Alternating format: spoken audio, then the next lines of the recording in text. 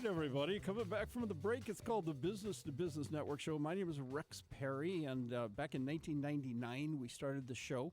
It's an hour-long show where we chop it up into different subjects. In this particular segments that we're going to do, we always say we talk business, politics, and economics, and this gives a great chance to do this. Our guest is Fay. Fay, give us your last name. Introduce yourself, please. Hey, thank you so much. Yeah, my name is Fay Denny, and I am a Scottsdale native here. Okay, what high school did you go to? I'm sorry. I live in Scottsdale. I'm not a Scottsdale native. I'm born overseas. Yeah. Okay. And so you've been in Arizona about how long? About since 2013. So Wow. time You're a flies. native. Anybody I'm here? a native, right? I mean, we have so many people moving to Arizona. 5 years, you're a native. You're a native. That's right. There's not a lot of natives here for sure, but yes. Now, again, talking business, politics, and economics, one of the major issues that's been on the plate for decades is this struggle, horrendous, painful struggle in the Middle East. Give us a little bit of your background, and you're going to talk a little bit about this. How does your background tie into the subject? Sure, yeah. So I'm originally born in South France. I lived in 13 countries by the age of 16 years old. My father spoke 8 fluent languages. I speak 5. Arabic is one of the languages that I speak. I read and write it. I've translated. I've helped with programs internationally. I've worked with lots of nonprofits, helping refugees and people that have came from war-torn countries here in the United States and overseas. You're amazing. And see, this is where Americans, we need to learn. Yo quiero estudiar dos lenguajes por el negocio de construcción. You probably understood that. But I had to learn a little bit of Spanish as a general contractor. Yeah. But we need to speak French and German like you guys do. Right. You're just amazing. And it helps with the world vision to understand the different cultures and challenges. Absolutely. No, I agree. When you meet people that have traveled the world, Yes. you'll notice that they're much more open-minded and they're much more accepting of others. Yes.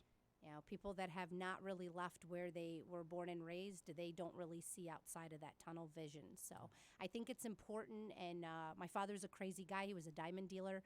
He had real estate all over the world. And but I always think back about, I did have a very tough upbringing. I struggled a lot in my life, moving to a new country every 5 months, never had a mom. It was just my dad and I. Wow. But I'm so blessed for that because I got to go to Palestine, Lebanon, Syria, Iraq. I've been all over Europe, and I've got to see some of the struggles firsthand. And so my father was also a history buff.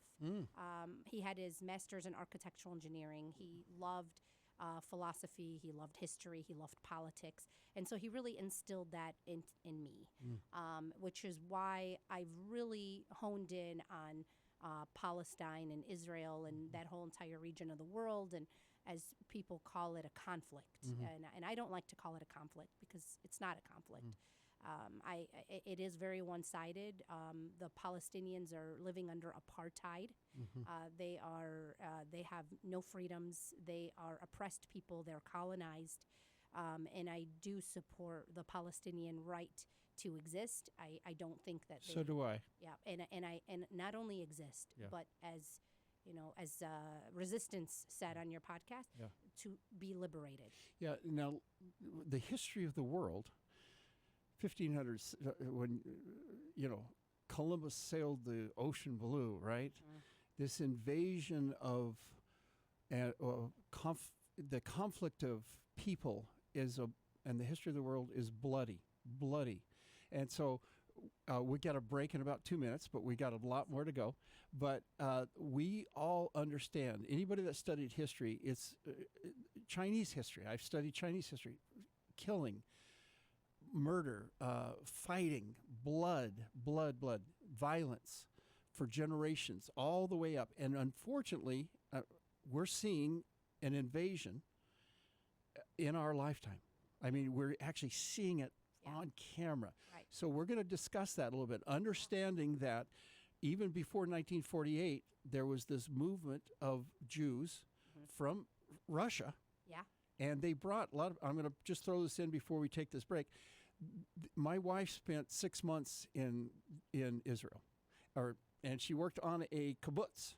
and that's a form of Occupied Palestine. it's a form of communism. It's a commune that they actually brought from Soviet Russia Yes. to the Middle East. A lot of people don't know that history either. That's interesting. It is. And, you learn these little tidbits and you say, oh, I see that. Yeah. So, again, we're going to talk more. We got a lot of time here.